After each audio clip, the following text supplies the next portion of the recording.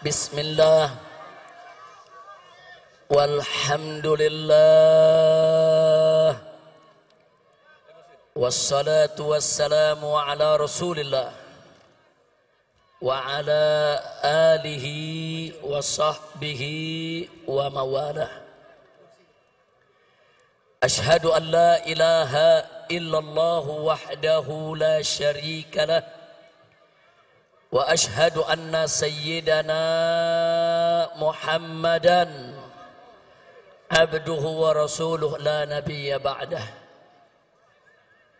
Siyadatul habaib asy-syurafa wa sa'adatul ulama'il fudala wa jami'il hadirin al-hibba'il a'izza rahimakumullah.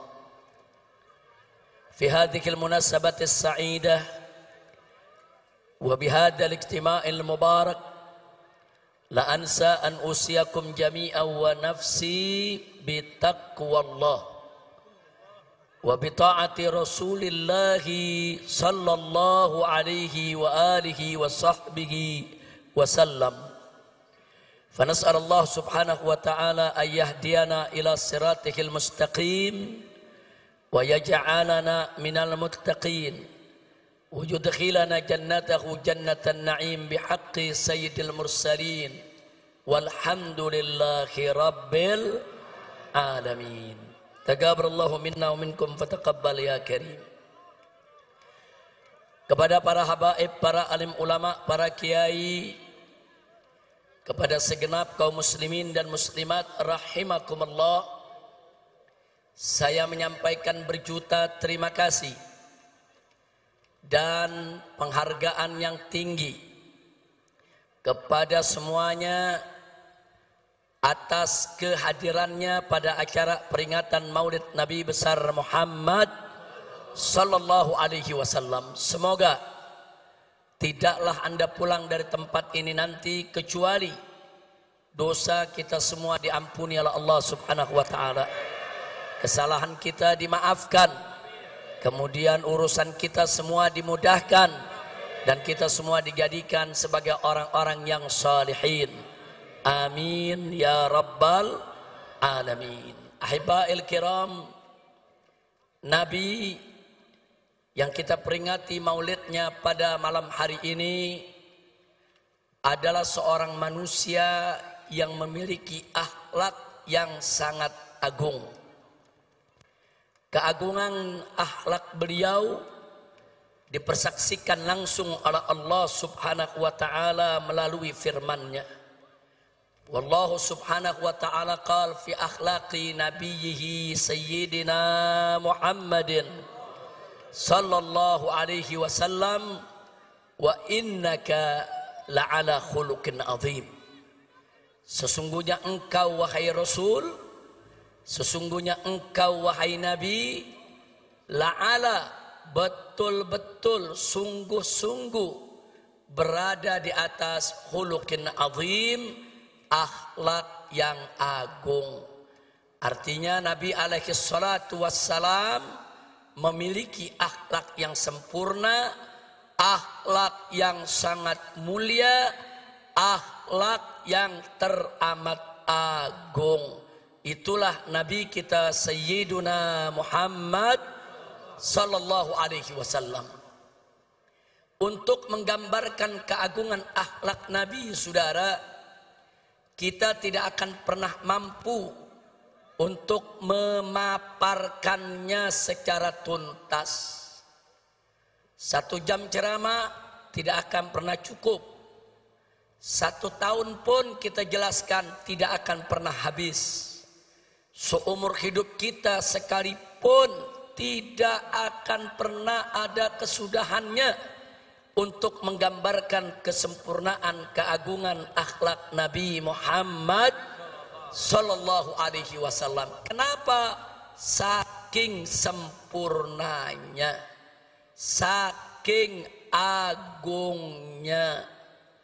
Namun sungguh pun begitu, ada satu ungkapan yang teramat indah di dalam menggambarkan keagungan akhlak Nabi.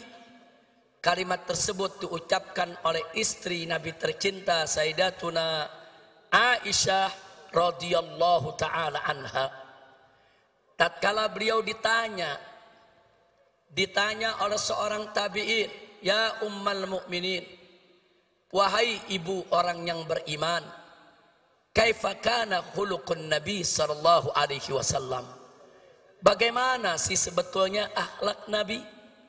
Ini pertanyaannya, saudara.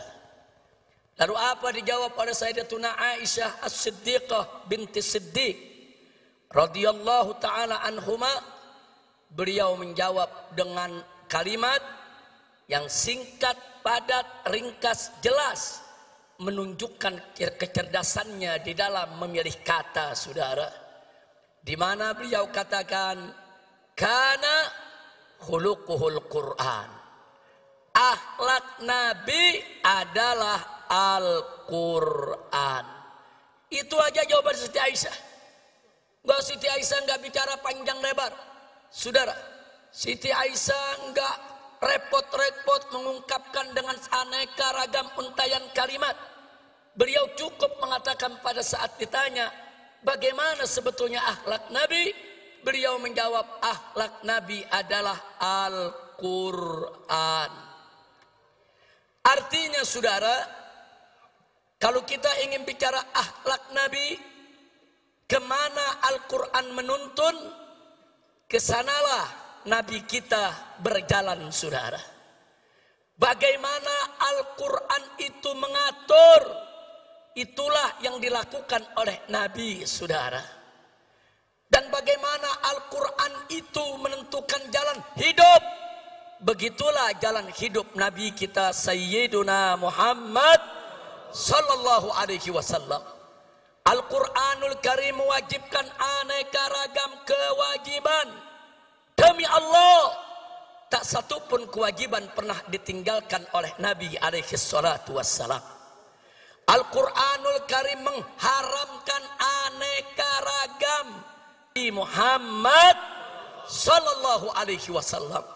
Oleh karenanya, saudara, bicara tentang revolusi akhlak berarti bicara suatu revolusi yang mengikuti jalan hidup Nabi Muhammad sallallahu alaihi wasallam.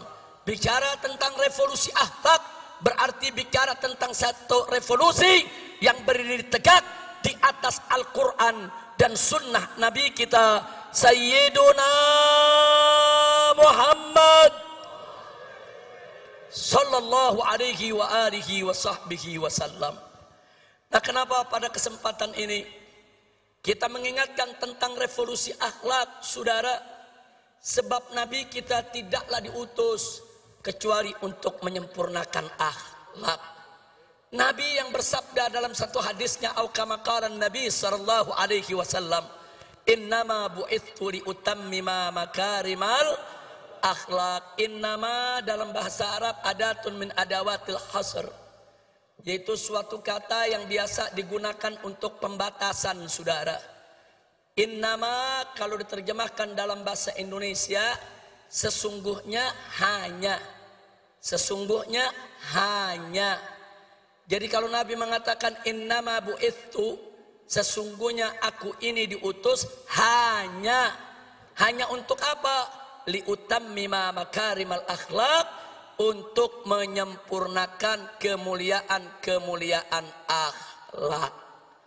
Jadi, saudara, ajaran Nabi alaihi salatu wassalam berdiri atas dasar akhlak. Ajaran Nabi alaihi salatu wassalam baik dalam konteks ibadat maupun muamalat, semua berdiri atas dasar akhlak. Karena itu kewajiban semua umat Islam dalam setiap aspek kehidupannya senantiasa berdiri atas dasar akhlak, saudara. Makanya aneh sekali hari ini saya mendengar pernyataan dari seorang pejabat tinggi, saudara. Hari ini, saudara, saya mendengar pernyataan dari seorang pejabat tinggi yang mengatakan, saudara, agama tidak mengatur negara. Inna lillahi wa inna ilaihi raji'un. Saudara, orang yang berprinsip agama tidak mengatur negara, saudara, ini datang dari pemikiran liberal atau datang dari pemikiran ateis. Pemikiran liberal adalah mereka-mereka yang ingin membebaskan diri mereka dari ikatan agama. Sedangkan pemikiran ateis, saudara, mereka-mereka yang ingin mengatur kehidupannya tanpa ada ikatan kepercayaan kepada Tuhan, saudara. Dan ini sangat berbahaya di negara kesatuan Republik Indonesia yang berdasarkan ketuhanan yang Maha Esa, sebagaimana tertera dalam konstitusi negara, Undang-Undang Dasar 1945, pasal 29 ayat 1, bahwa negara Republik Indonesia berdasarkan ketuhanan yang Maha Esa. Jadi para founding father itu para pendiri bangsa. Dari sejak awal kemerdekaan kita sudah menetapkan bahwa Indonesia berdasarkan tauhid. Indonesia berdasarkan tauhid, berdasarkan ketuhanan yang Maha Esa. Yang oleh karenanya setiap kebijakan dalam negara kesatuan Republik Indonesia tidak boleh lepas dari nilai-nilai luhur ketuhanan yang Maha Esa. Sehingga setiap kebijakan apa saja di dalam pengelolaan negara Republik Indonesia tetap harus mengacu kepada ajaran agama, sehingga semua kebijakan di dalam pengelolaan negara Republik Indonesia harus berdiri atas dasar akhlak, saudara. Takbir. Jadi kalau ada pejabat tinggi mengatakan agama tidak boleh mengatur negara, jadi negara mau diatur pakai apa? Mau jadi negara PKI, mau jadi negara ateis, mau jadi negara setan, mau jadi negara iblis. Maka itu saya tanya semua saudara, dasar negara kita apa? Ketuhanan. Ketuhanan yang Maha Esa itu, saudara, adalah dasar tauhid. Apa kalimat tauhid kita? Semuanya la ilaha illallah. Lagi. Sekali lagi.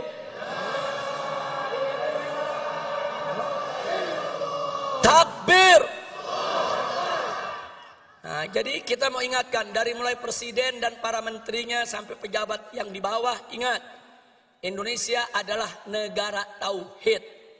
Sekali lagi kita ingatkan kepada mereka, Indonesia adalah negara tauhid, negara berdasarkan ketuhanan yang Maha Esa, sesuai apa yang tertera dalam Undang-Undang Dasar 18 Agustus 1945 pasal 29 ayat 1 yang berbunyi negara Republik Indonesia berdasarkan ketuhanan yang Maha Esa.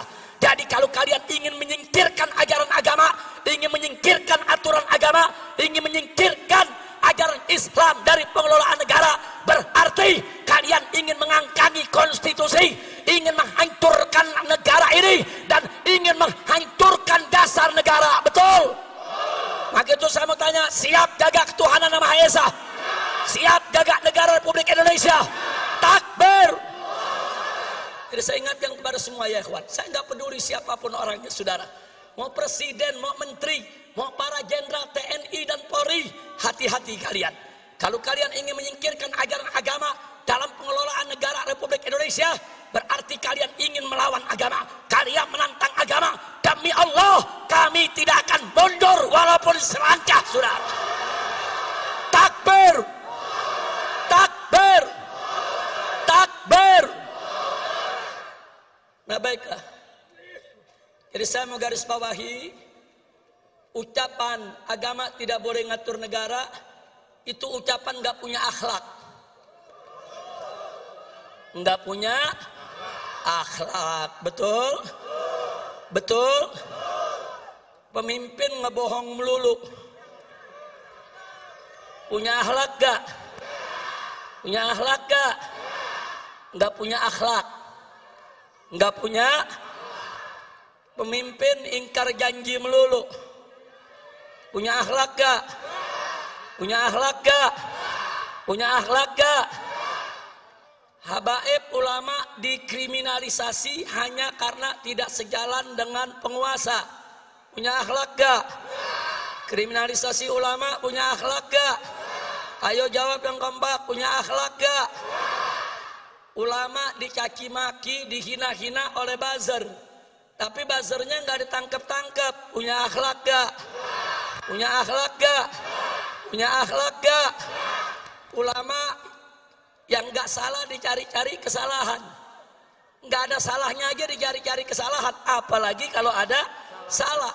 Saya mau tanya sekali lagi, nyari-nyari kesalahan ulama. Punya akhlak gak? Punya akhlak gak? Nah, saya mau tanya lagi, biar Anda yang putusin semua, saudara. Supaya nanti Anda tahu apa yang dimaksud revolusi akhlak. Ada santri dari Pasuruan, saudara. Nyindir presiden, nyindir Kapolri. Langsung ditangkap, dipenjara, diadili, dituntut 4 tahun penjara dan dipenjara 3 tahun, saudara. Sambil dipakein baju tahanan, masuk televisi, polisinya, saudara, dengan gagah mengatakan, orang ini tidak tahu diri, tidak pantas tinggal di NKRI karena menghina presiden. Baik ya Wan, nggak apa-apa, nggak apa-apa. Taruhlah si santri salah, taruh si santri salah. Santrinya di penjara 3 tahun, nggak apa-apa. Cobaan buat dia, saudara. Insya Allah Allah naikkan derajatnya. Amin ya Rabbal Alamin. Tapi saudara, yang uniknya, saudara, ada anak cukong Cina. Anak cukong Cina pegang foto presiden dicaci maki, dipukul-pukul itu foto, diludahin. Itu yang difoto dikatakan kacung dia. Bahkan dia bego-begoin dan diancam, gua mau bunuh, gua mau tembak. Nggak ditangkap.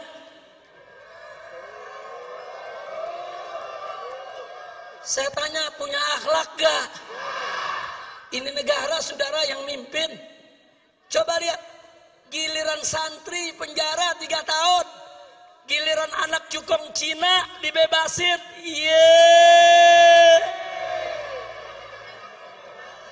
Saya jadi ingat sama lagi nih.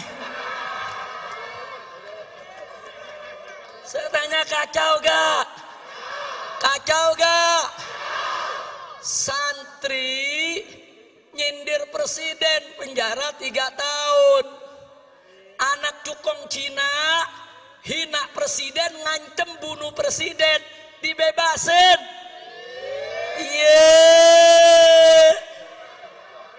Ada akhlak gak? Ada akhlak gak? Ada akhlak gak? Nah, yang begini wajib gak direvolusi? Wajib gak direvolusi? Wajib tidak direvolusi? Takbir. Saudara, saya cuma mau tanya doang. Saya udah ajukan beberapa hal, Anda yang jawab akhlak apa enggak, begitu doang. Enggak, saya bukan lagi ceramah, cuma nanya. Nanya, yang jawab umat, betul. Jadi kalau mau ditangkap, tangkap yang jawab. Saya cuma nanya. Nanya. Lanjut. Mau ditanya lagi? Ada prajurit TNI. Takbir. Waktu saya pulang, buat rekaman menyambut saya datang. Betul? Bagus gak? Ditangkep. Diborgol. Di penjara.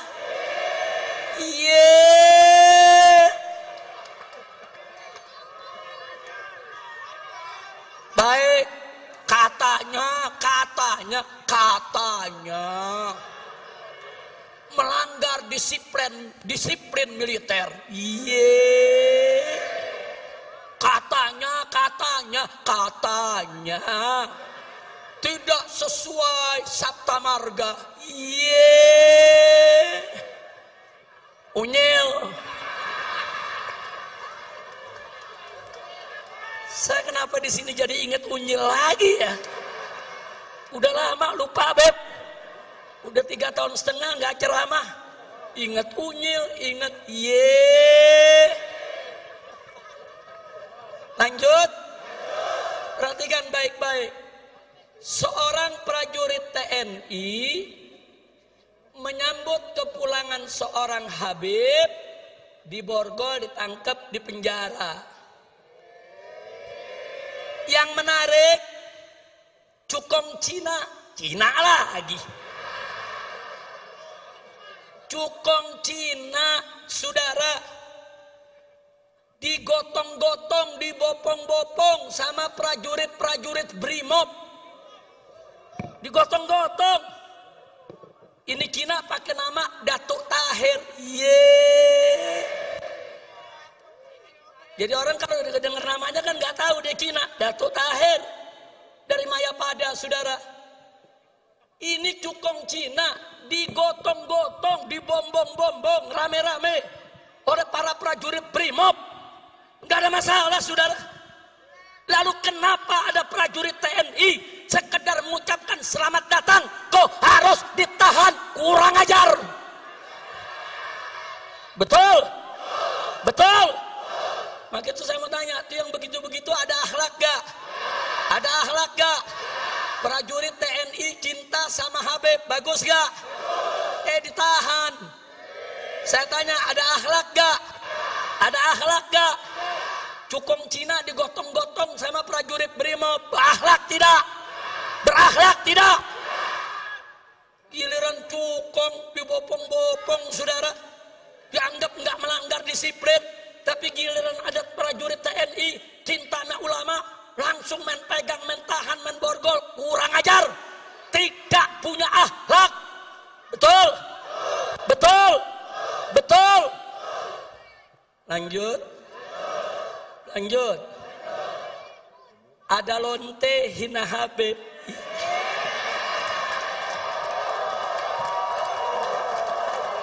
Pusing. Sampai lonte ikut-ikutan ngomong. Yeay. Saudara, lanjut jangan. Lanjut jangan. Ya lu jangan berisik dong. Saya nggak marah, cuman ada umat yang marah, ngancam mengepung lonte. Polisi kalang kabut jagain lonte, iya. Kacau. Lonte hina Habib dijaga polisi.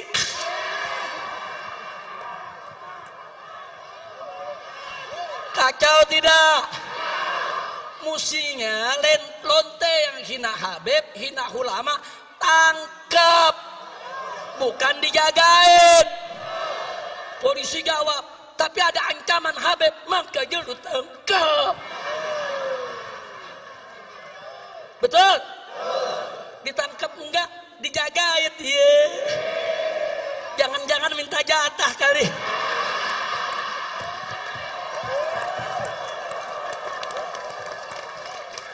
Kacau. Saya ngelihat begini sakit jadi baik. Mudah-mudahan gak sakit lagi dah. Amin. Udah dah, jangan diterusin dah. Udah biarin lonte, biar rame lonte aja dah ngomongnya. Kira-kira jelas gak? Lanjut. Saudara, Indonesia bikin undang-undang namanya Omnibus Law. Undang-undang apa? Omnibus Law. Niatnya sih bagus, katanya. untuk mempermudah dan memperlancar dunia usaha katanya. Untuk meringkaskan lebih dari 70 undang-undang dalam satu undang-undang saja katanya. Lalu bagaimana sikap kita? Ya kalau untuk kebaikan sih ya nggak ada masalah. Cuman yang jadi masalah saudara, ini undang-undang prosesnya lucu. Dari 800 halaman jadi 900-an. Dari 900 naik jadi 1000-an. Dari 1000 turun lagi jadi 812. Dari 812 naik lagi jadi 1000 sekian. Ini lagi bikin undang-undang, apalagi bikin kwitansi warung kopi. Betul. Betul. Yang namanya bikin undang-undang saudara, ini saya mau kasih tahu nih, masyarakat mesti paham nih semua nih. Yang namanya undang-undang sebelum dibuat, sebelum disidangkan, saudara, DPR itu harus undang tokoh masyarakat dari semua elemen, saudara. Undang ulamanya. Loh, kenapa ulama mesti diundang? Karena dalam undang-undang Omnibus Law ada hal-hal yang menyangkut agama. Undang juga, saudara, ormas-ormasnya, saudara. Undang juga pengusahanya, undang juga buruhnya, undang juga mahasiswanya. Ajak dulu dialog. Gak boleh main langsung bikin undang-undang, saudara. Karena DPR itu wakil rakyat, bukan wakil partai. Betul? Betul? Ada nenek-nenek ngomongnya salah melulu. Saudara, sampai presiden aja dibilang petugas partai. Orang kalau sudah jadi presiden, saudara, itu kepala negara, buat semua rakyat Indonesia, bukan petugas. Kalau mau jadi petugas partai, lu berhenti jadi presiden. Ngerti? Lanjut lagi. Jadi kalau semua tokoh sudah dipanggil, baru mereka rumuskan, mereka tampung masukan-masukan. Itu yang pertama. Yang kedua, itu dibahas dulu di Badan Legislasi DPR, saudara. Enggak langsung dibawa ke paripurna. Fraksi-fraksi ikut membahas, utusan-utusan partai ikut membahas. Puncaknya nanti di paripurna. Nah, di paripurna ini menarik. Seluruh anggota dewan yang berjumlah ratusan orang, 500 orang lebih, saudara, itu harus baca kalimat per kalimat, kata per kata, huruf per huruf, dan disahkannya pun per pasal dulu. Baca satu pasal satu, ayat satu dibacain. Bagaimana semua anggota setuju? Setuju. Pasal 1 setuju. Kemudian pasal 2 dan seterusnya. Makanya selama ini undang-undang gak pernah tebal. Paling-paling 10 halaman, 15 halaman. Supaya apa? Supaya gampang dibaca, gampang dikaji, gampang dikoreksi. Tahu-tahu sekarang dibikin 1000 halaman. Enggak apa-apa, tapi lu baca. Mau mulut bebusa lagi lu baca. Nah kalau lu nggak baca, main ketok palu disahkan, saudara. Ini kan namanya ngawur. Baca.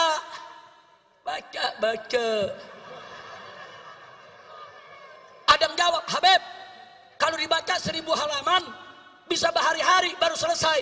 Yang suruh buat 1000 halaman siapa? Goblok. Betul? Lu mau bikin 1000 halaman boleh. Tapi baca.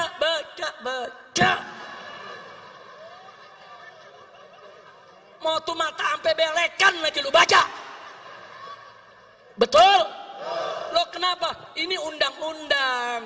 Kalau sudah diketok palu, Kita semua ini wajib untuk mematuhinya, saudara. Nggak boleh sembarangan. Ketua DPR ditanya, bagaimana ibu? Apa ibu sudah baca semua? Jawabnya, ya sudah baca secara acak. Ketua DPR-nya aja, saudara, kelasnya seperti ini. Tidak mau baca tuntas itu undang-undang. Kalau kau tidak baca tuntas, tidak boleh kau ketuk palu untuk besarkannya. Betul? Takbir. Sekarang saya mau tanya, bikin undang-undang nggak pakai baca ketok palu, punya akhlak gak? Punya akhlak gak?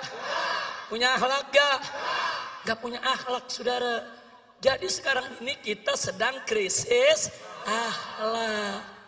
Dari mulai presiden, menteri, sampai pejabat ke bawah, krisis. Nah kalau ada yang jawab, tapi Habib, masyarakat juga banyak krisis akhlak. Jelas, masyarakat banyak krisis akhlak, manakala pemimpinnya tidak berakhlak. Kalau pemimpinnya berakhlak, ulamanya berakhlak, umaroknya berakhlak, masyarakat juga akan berakhlak. Sinfan minan nas, in soluha, soluhan nas, wa in fasada, fasadan nas. Ada dua golongan manusia. Kalau keduanya baik, masyarakat semua baik, ya kawan. Kalau keduanya jelek, masyarakat semua rusak, ya kawan. Nah, jadi jangan salahkan rakyat dulu, jangan salahkan masyarakat dulu, saudara. Jangan lihat para pemimpinnya. Kalau mereka tidak berakhlak, kalau mereka tidak menjaga akhlak, wajar, pantas.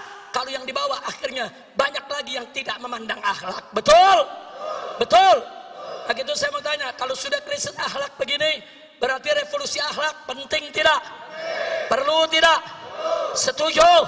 Siap revolusi akhlak? Siap revolusi akhlak? Takbir! Takbir! Sallu ala Nabi. Nah, sebelum saya akhiri, saudara, ada yang mengatakan begini, kenapa Habib Rizik dan kawan-kawan masih buka pintu dialog, masih buka pintu rekonsiliasi, masih buka pintu perdamaian? Kata mereka, revolusi itu tidak kenal kata damai, revolusi itu tidak kenal kata rekonsiliasi. Saya mau jawab, revolusi yang tidak kenal kata damai itu bukan revolusi akhlak namanya, saudara. Revolusi yang tidak kenal kata rekonsiliasi itu, saudara, namanya bukan revolusi akhlak. Revolusi yang tidak membuka pintu dialog itu juga namanya bukan revolusi akhlak. Nah, jadi saudara, kalau mereka mau bicara revolusi berdasarkan ajaran Nabi, ajaran Islam, Al-Quran dan As-Sunnah, nggak boleh kita menutup pintu dialog, menutup pintu perdamaian, menutup pintu rekonsiliasi. Kira-kira jelas tidak? Ada lagi mereka bilang, kalau Habib Rizik buka pintu dialog, buka pintu rekonsiliasi, buka pintu perdamaian, berarti Habib Rizik sudah mulai lembek. Unyil. Gue bukan kue apem lembek. Kira-kira jelas tidak? Bicaralah revolusi yang cerdas dan bicaralah revolusi berdasarkan ajaran Nah baik, saudara, jangankan revolusi, perang saja, saudara, Nabi tidak pernah melupakan akhlak, saudara. Lihat perang-perangnya Nabi kita alaihi salatu wassalam. Nabi alaihi salatu wassalam mengajarkan para sahabatnya, manakala dua pasukan sudah bertemu di medan tempur antara pasukan Islam dengan pasukan kafir, maka panglima pasukan Islam wajib terlebih dahulu menawarkan Islam kepada para musuh, saudara. Kalau mereka terima, cukup, nggak boleh lanjut perang, saudara. Jadi Nabi di setiap medan tempur menawarkan dulu, kenapa kita mesti perang? Kenapa kita tidak sama-sama beriman kepada Allah? Kenapa kita tidak menjaga perdamaian? Kenapa kita tidak stop pertumpahan darah? Ini ajaran Nabi, saudara. Di medan perang saja dua pasukan sudah bertemu, berhadapan, menghunus pedang. Nabi tetap membuka pintu dialog. Nabi tetap membuka pintu perdamaian. Nabi tetap, saudara, memberi kesempatan kepada lawan untuk berubah pikiran agar tidak terjadi pertumpahan darah. Saya tanya, akhlak Nabi mulia tidak? Bagus tidak? Takbir. Saya mau katakan kepada mereka yang mengatakan revolusi tidak kenal damai dan tidak kenal rekonsiliasi, revolusi Anda tidak punya akhlak. Sedangkan revolusi kami, revolusi akhlak, saudara.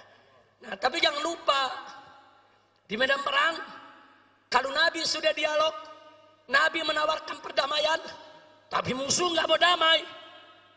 Musuh tetap berkeras untuk perang. Maka Nabi dan para sahabat sejengkal pun tidak akan pernah mundur, saudara. Takbir, takbir. Begitu juga revolusi akhlak kita. Tawarkan perdamaian, tawarkan dialog, tawarkan menyelesaikan persoalan bangsa tanpa pertumpahan darah. Betul? Setuju? Tapi kalau ternyata mereka tidak mau, terus menerus berbuat zalim, terus menerus menindas rakyat, terus menerus merusak bangsa dan negara, terus menerus mengkriminalisasi ulama, terus menerus memang ingin menumpahkan darah, maka apa boleh buat, dari revolusi akhlak bisa berubah menjadi jihad fisabilillah, saudara. Takbir, takbir, takbir. Siap jihad, siap jihad, takbir. Jadi kalau kami menawarkan dialog, berarti kami tidak mau perang.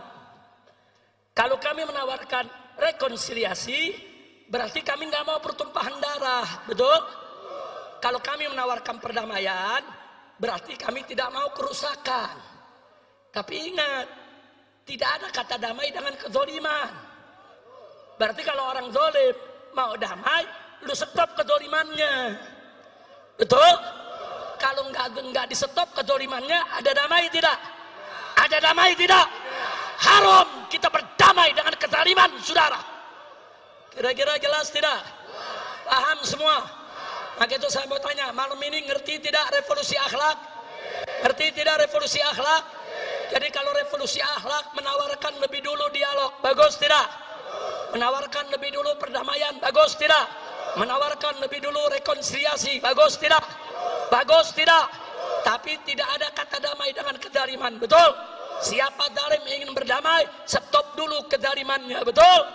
Takbir.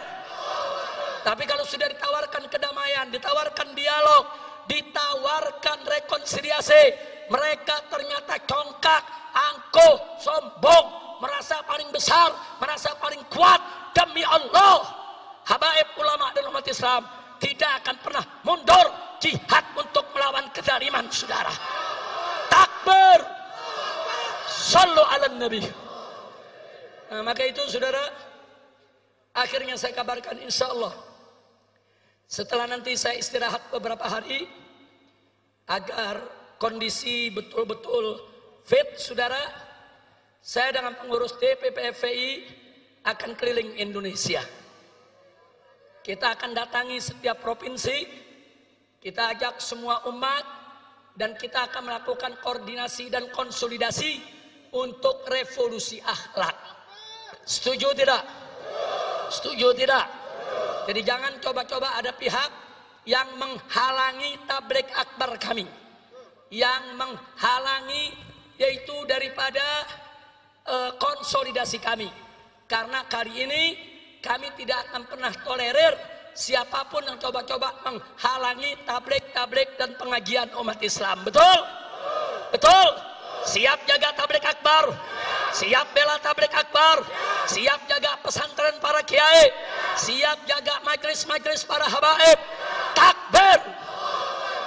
Kita akan keliling, kita akan sowan kepada para habaib, para ulama, para tokoh umat Islam di berbagai daerah, saudara, untuk memantapkan langkah dalam rangka revolusi akhlak.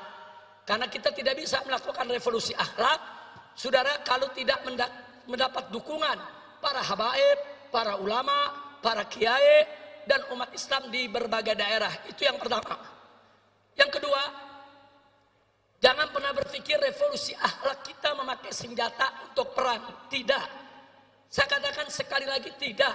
Kecuali kalau musuh pakai senjata nembakin kita. Kecuali kalau musuh pakai senjata bunuh kita. Kita angkat senjata, kita perang, saudara. Setuju tidak? Takbir. Tapi kalau musuh menghancurkan kita dengan kata, maka kita akan jawab juga dengan kata. Kalau musuh mau menghancurkan kita dengan ekonomi, maka yuk sama-sama kita lakukan gerakan ekonomi umat Islam. Saudara, kalau umat Islam bersatu dalam ekonomi, saudara, itu naga-naga akan jadi cacing-cacing. Setuju tidak? Setuju tidak? Ini revolusi termasuk yang akan kita jalankan, saudara. Di mana akhlak kita? Kalau hanya belanja kepada orang kafir, sementara warung-warung umat Islam kita tinggalkan. Betul? Betul? Saya mau tanya, kita belanja ke warung orang kafir, warung umat Islam kita tinggal, berakhlak tidak? Berakhlak tidak? Nah, jadi mulai saat ini, saudara, saya mau ajak semua, ayo belanja sesama umat Islam. Ayo belanja ke warung-warung tetangga, saudara. Ayo, dan jangan main riba, saudara. Karena naga-naga kafir tersebut, kekayaan mereka dari hasil riba. Mereka kumpulkan uang kita, mereka ribakan. Jadi mulai saat ini, tinggalkan riba. Karena riba ini kalau kita tidak tinggalkan, ada ancaman dari Allah. Allah berfirman, fa'dzanu biharbin minallahi wa rasulih. Umumkan, kata Allah, perang dari Allah dan Rasulnya. Allah dan Rasulnya memerangi pemakan riba, pemain riba, saudara, penyembah riba. Maka itu jauhkan dari hidup kita persoalan-persoalan riba, saudara. Insya Allah nanti dalam waktu dekat, saudara, insya Allah kita akan paparkan kepada umat langkah-langkah revolusi akhlak apa yang harus kita lakukan bersama. Setuju tidak? Setuju tidak? Tapi jangan lupa, sebelum kita bicara revolusi akhlak di bidang muamalat, kita harus terlebih dahulu revolusi akhlak di bidang ibadat. Artinya, yang kemarin sholatnya sudah bagus, maka mulai saat ini dan seterusnya, sholatnya harus lebih diperbagus lagi, saudara. Begitu juga yang kemarin, saudara, sholatnya belum bagus, maka mulai hari ini, saat ini, sholatnya sudah harus bagus, saudara. Jadi tinggalkan segala maksiat, tegakkan semua taat. Itu salah satu syarat mutlak revolusi akhlak, saudara. Tidak ada revolusi akhlak kalau kita tidak sholat. Tidak ada revolusi akhlak kalau kita masih tetap maksiat. Enggak ada revolusi akhlak, saudara, kalau kita tidak mau taat kepada Allah. Betul? Mulai dari diri kita, mulai dari ibadat. Jangan tinggalkan sholat, jangan tinggalkan puasa Ramadan, jangan tinggalkan zakat, saudara. Jauhkan segala kemungkaran dan kemaksiatan. Jauhkan perzinahannya, minuman kerasnya, judinya, saudara, tinggalkan semua. Dan yang tidak kalah pentingnya, jangan bohong. Jangan kita jadikan ciri revolusi akhlak kita, tiada dusta di antara kita. Takbir. Takbir. Siap jujur, siap amanat, siap tidak ingkar janji. Takbir. Nabi bersabda dalam hadisnya, saudara, ayatul munafik salah. Ciri orang munafik itu ada 3. Pertama, idza haddatsa kadzaba. Kalau berkata, dia dusta. Yang kedua, idza wa'ada akhlafa. Kalau berjanji, dia ingkari, saudara. Yang ketiga, saudara, wa idza tumina. Kalau dia diberikan amanat, khana, dia khianat. Ini kata Nabi ciri siapa yang bilang? Siapa yang bilang? Siapa yang bilang? Saya mau tanya saudara, di Indonesia ada gak yang bicara dusta? Ada gak? Banyak. Serem banget banyak. Ada gak? Ada gak? Yang kalau janji diingkari, ada gak? Ada gak? Dikasih amanat dia khianat, ada gak? Itu namanya apa? Itu namanya apa? Siapa yang bilang? Siapa yang bilang? Siapa yang bilang? Nah, sekarang kita bicara khusus pejabat. Ada gak pejabat yang kalau ngomong bohong? Ada gak? Ada gak? Yang kalau janji diingkari, ada gak?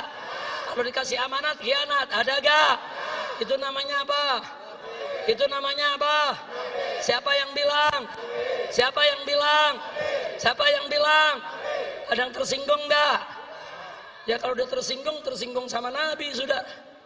Na'udzubillah min dzalik. Nah ini yang perlu kita revolusi. Nah baiklah ya kawan. Saya rasa malam hari ini saudara, saya tidak ingin berpanjang lebar lagi. Saya harus jaga betul stamina saya. Tapi saya amanatkan kepada anda semua, sebagaimana tadi kita amanatkan, dalam keadaan wabah seperti ini, pandai-pandailah kita jaga kesehatan. Betul? Betul? Nah, kita jaga. Hari ini sebetulnya pengennya kita saudara, ini yang duduk berjarak semeter-semeter.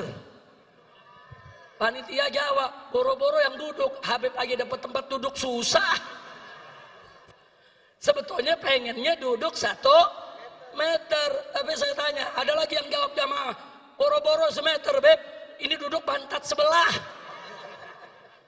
Tapi nggak apa-apa, ini namanya antusias umat. Betul? Mudah-mudahan kita dijauhkan dari penyakit. Allah angkat ini wabah corona. Allah angkat wabah corona. Allah angkat wabah corona. Amin ya rabbal alamin. Nah kemudian terakhir, jangan lupa semua tetap harus ikut komando para habaib dan ulama. Setuju? Setuju? Takbir.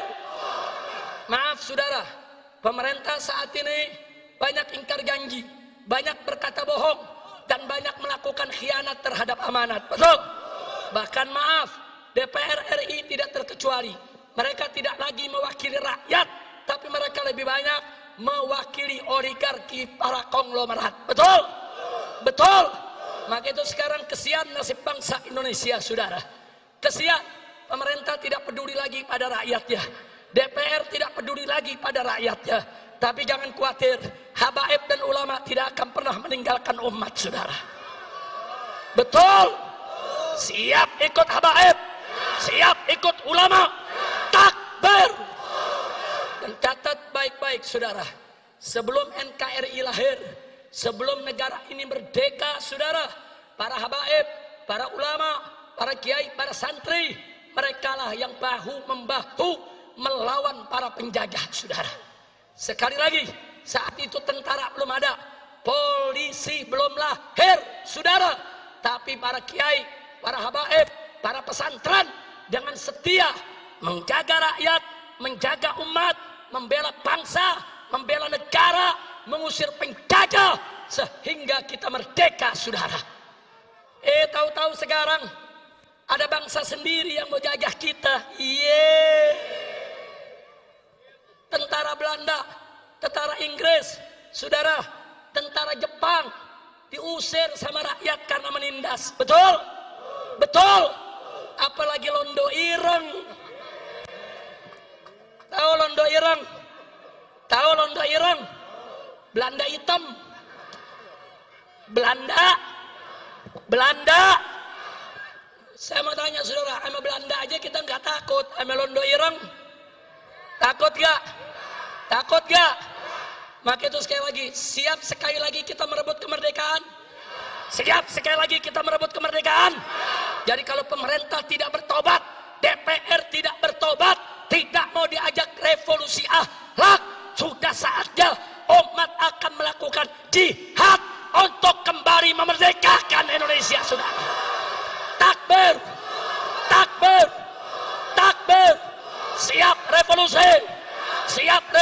berakhlak. Ayo, ayo, ayo revolusi. Ayo revolusi sekarang juga. semua. Ayo, ayo, ayo revolusi. Ayo revolusi sekarang juga. Lagi. Ayo,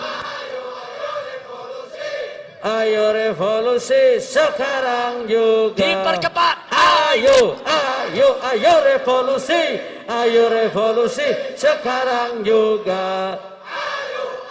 Ayo revolusi, ayo revolusi sekarang juga. Lagi. Ayo, ayo, ayo revolusi, ayo revolusi sekarang juga. Paling cepat. Ayo, ayo, ayo revolusi, ayo revolusi sekarang juga. Ayo, ayo, ayo revolusi. Takbir. Takbir. Allahu Akbar. Takbir. Sallu ala Nabi. Siap merdeka? Merdeka. Merdeka. Merdeka. Merdeka dari penjajahan oligarki. Betul? Takbir. Merdeka dari penjajahan cukong naga. Betul?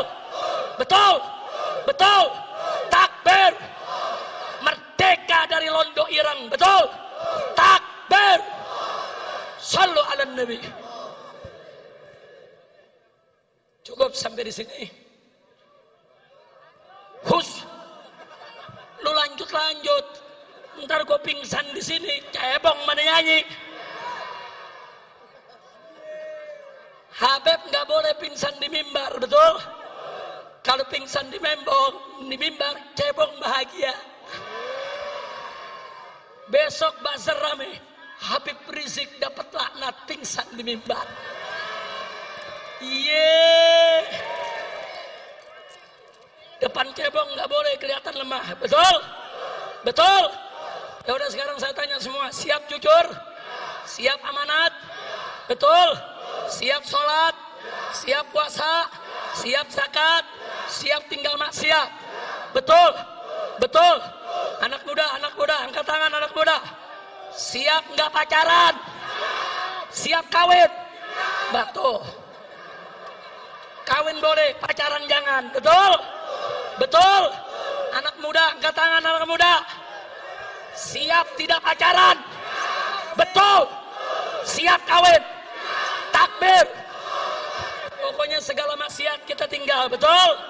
Setuju? Setuju? Takbir. Nah, ini yang saya mau sampaikan, saudara. Mudah-mudahan bermanfaat untuk kita semua. Sekarang baca surat Al-Fatihah, kita niatkan. Bibarkatil Fatihah, agar para umara kita dapat taufik dan hidayah, sehingga mereka bisa memimpin negara dengan adil dan amanat.